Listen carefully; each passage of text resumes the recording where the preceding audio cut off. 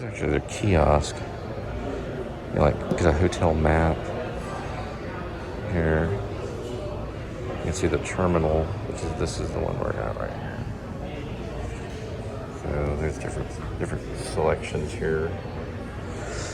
So you can go through and if you want to go to a museum, find out. See the one that we vlogged. So they actually have the Kimball. There's Meadows, which is SMU. There. Actually, print information too, if you want to send it to your printer. For example, if you want to look for museums, actually go through here, and they should have it. Yep, they have it right here. This is the one we actually vlogged right now. They're doing Asian European focus collection at the Louis Kahn Design Building, which is the one that we did right there. And the African exhibits going on as well. As you can see, they're calling it Asian European, but well, there's the African one. Then you hit this one, you can search this whole kiosk, and you can see your flights. So your flights are coming through, and also you've got weather that's going on right here, which is today. It's mostly cloudy. 29.89 pressure, average wind 16 miles per hour. It feels like 73. And then you have a photo. So like a postcard. You can enter a message and send by email your photo.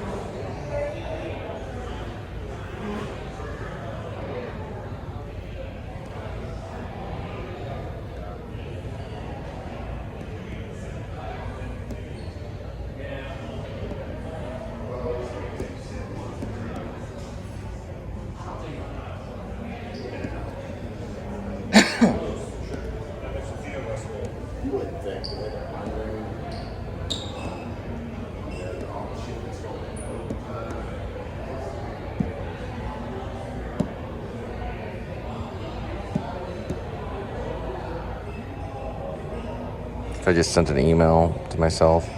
Let's see if I received it. Now I am headed this way. Looks like she got her food and took off. And there we are. So you actually go in there and just send an email to yourself. Or to someone else if you wanted to. Right here at the airport. Pretty cool, huh? Alright, so everything went good tonight, pretty much.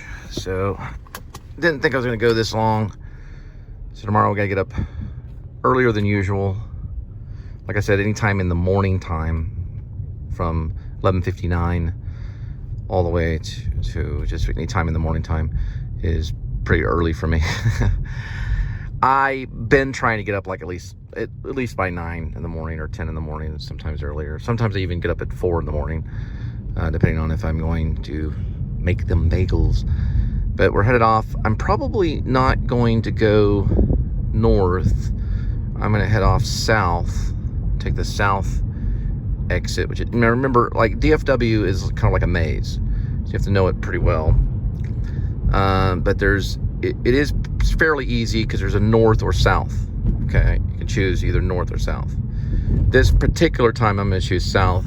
Oh, well, I don't really need to go north right there anyway. That guy's going north. Freaking Yankee. I'm just joking. South. We'll be going south, and then we'll be heading to probably, I don't know, a nearby gas station. I'm probably gonna get a snack. Ooh, I love those fog things. Can't really see them right there, but it's where the fog comes out like the steam. Airports are interesting. One of these times, I'm gonna jump on one of these flights and vlog it, and that's gonna be an interesting vlog because I'm not afraid of flying, but I'm afraid of our society right now. At times. I gotta stay here. There's a Skylink. I've flown quite a bit all around the world. I just haven't really been able to vlog all of it. I've been everywhere. I'll tell you all the states I can remember and all the countries. So, of course, I've been in New Mexico several times. I've been to Oklahoma. I've probably landed there a few times too. I've been to California. I used to live in California. I've lived in New York. I've been to New York several times. I've flown there several times. Even when the first time I went to New York was when I was 12. And I've been to New York several times, even studied there. I went to college there, studied acting there. And like, these are teachers that are like, you know, like Robert De Niro and Harvey Keitel. And my teachers were, well, one of my teachers was James Lipton. He was a famous pop culture, you know, his father was in the beat poet Beats. You know, his father was like a writer that wrote about the Beats, the poets. And James Lipton actually studied television in France, in Paris, France, and he was one of my teachers. And he also ran what's called Inside the Actor Studio, which is on Bravo, which was kind of headed a little bit by Alec Baldwin. He headed it once Lipton kind of stepped down. Well, Lipton actually became Dean Emeritus shortly after I had left. I left in 2002, so it was a very long time ago, about 20 years ago.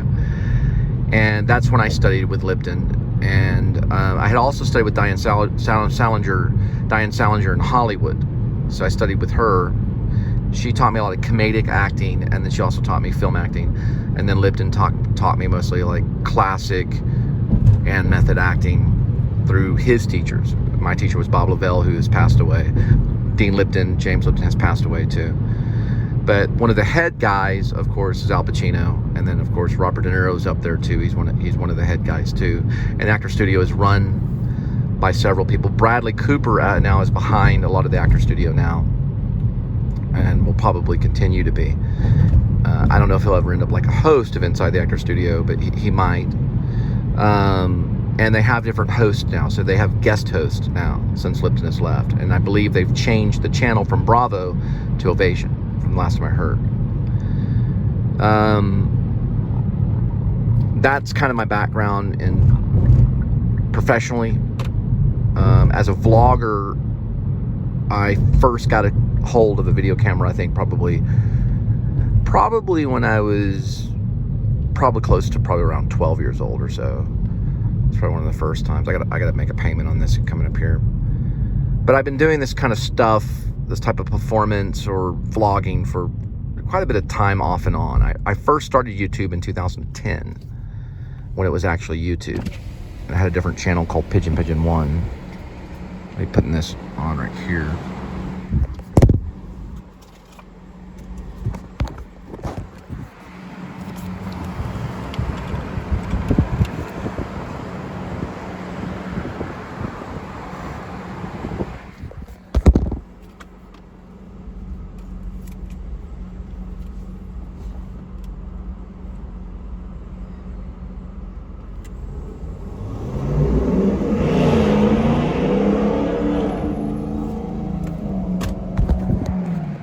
Okay.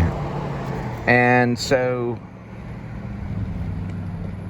my cousin, who helps run a television station in Olympia, Washington, and I got a hold of video cameras, or his video camera, and he lived in Grand Prairie, and we did a lot of like little movies and stuff. The first little short film that we did was called Monsters of Nanny's House, which was a horror film where I dressed up like the monster. I was the monster, and he was, kind of the character that was kind of running from the monster kind of thing. That was the first one we did. And then the second one we did was called Adventures in Coffee, which was a take on Paul Walden, a Saturday Night Live skit, Coffee Talk. But we were other characters like Paul Walden and Hall Hawthorne. We were looking for coffee, and we went around town doing kind of Saturday Night Live skits.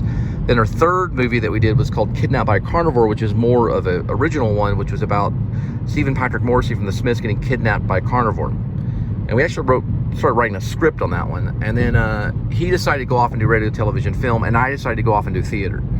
So we went two different directions. He went radio, television, film, and music, and I went theater arts and teaching kind of thing. And so he ended up landing a job in Olympia, and he's been there for a long time. And I ended up in Hollywood for a while, and then I ended up in New York doing off Broadway. I found out it was actually off Broadway because the houses that I usually did were 100 and under, which is off Broadway. Off Broadway is 500 and under, and then anything higher than that is Broadway. So I worked at a theater called 13th Rep in New York City. The owner of that theater, the originator of that theater, is actually blind. It's a blind lady, and I helped them with some plays and playwriting. I really got into playwriting. I really loved playwriting and thought about even being a playwright major at the Actor Studio, but I just hung out with the playwrights, and I was an acting major. And I also met Eli Wallach, who was Mr. Freeze. I met him. I met many actors, even Will Smith. I met Will Smith. I was talking about him recently. And they're all kind of like our guest teachers. So they would talk about acting for like 4 hours or something to us. And we trained in workshops from stage combat to emotional recall and you know, different stuff with the method, which is based in Stanislavski's system. So we studied Stanislavski's system, and we had theater history classes and all this stuff. It was very much based on the Actor Studio and how the Actor Studio, which is free. You can go to the Actor Studio for free. It's no charge. But you can't go to the academic side of the Actor Studio for free. That's the MFA program that actually costs money, and you go there and you can actually get a degree and become like a professor. That's based in the method, as in method acting. I think it's a very interesting program, and it's also based in film acting too. So a lot of them become film actors. One is Bradley Cooper. Now, Bradley Cooper started a little earlier than I did. I probably would have seen him if I first got in. I auditioned right before 2000 and didn't get in. I did a piece from Bent, didn't get in. And then I flew off to Hollywood, studied with Diane Salinger, auditioned again, and I did get in, doing a Desire of the Elms piece with the girlfriend of Sam Kinison, who was already passed away. He was a stand-up comedian. Sam Kinison was a stand-up comedian that would yell all the time, you know. And he died in a car accident. And his girlfriend actually helped me get into the Actor Studio. Her and Diane Salinger, who was Simone in Pee Wee Herman's Big Adventure. She was actually my teacher, my coach, when I was in Hollywood. And I did land some work out on X-Files. I worked with Drake Duramus, who is a film director. He's made it all the way to Cannes Film Festival and Sundance. He's big in Sundance right now. He's on the jury. He's won the jury in Sundance with Like Crazy. Worked with Anton Yekik. Mispronouncing that. Sorry about that. Anton's passed away too, due to a freak accident with his Jeep Cherokee, which Grim Life Collective actually vlogged. But Drake worked with him, and Drake also, I worked with Drake, and Drake, I actually helped Drake get into AFI. I've helped some people get into film school. My friend Brandon Carter got into NYU because we helped him do a film, and he got in from Texas into NYU. And Drake Duramus got into AFI doing a film called The Bum, and I helped him with that project, playing a pizza delivery person. And he actually got into AFI, and now he's a big-time director. He hasn't worked in a few years, but is planning a project right now that I'm looking forward to seeing. But, you know, I've worked with a lot of different people, but I'm not like really like extremely famous or anything at the current moment. But my vlog is growing, and that's kind of the history of some of the stuff that I've done, you know, in I guess you could say theater or film or whatever. Then I'm gonna try this QT over here.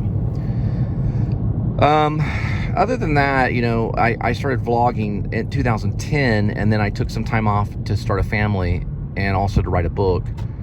And I took time off from the vlogging to write this book. I've always wanted to be kind of like a writer and a novelist, and I did that for about a year. And I did that in Maine, in the state of Maine. So I lived in Maine for about 17 months in a place called Dover Foxcroft, Maine. I first landed in Parkman and lived in Guilford while I worked in a hardwood. It was basically it's called hardwood. It was a place where you made medical supplies out of wood and other supplies like corn dog sticks and things like that. I did that for about a year. Worked in a factory there in Maine, and I wrote a book about it. And then I ran back to Texas. I got married, had 3 children, and then divorced. And I picked up vlogging again through my Samsung 8, where I just posted B-roll. And then I would do occasional monologues. And then I got into iMovie later. That's when I found about Jordan the Lion and Adam the Woo, and realized that there are these structured vloggers out there that actually have a following. And I started kind of studying them, like, intensely. I'm gonna stop at this QT. And that's kind of like a quick bio which would be about 12 minutes long.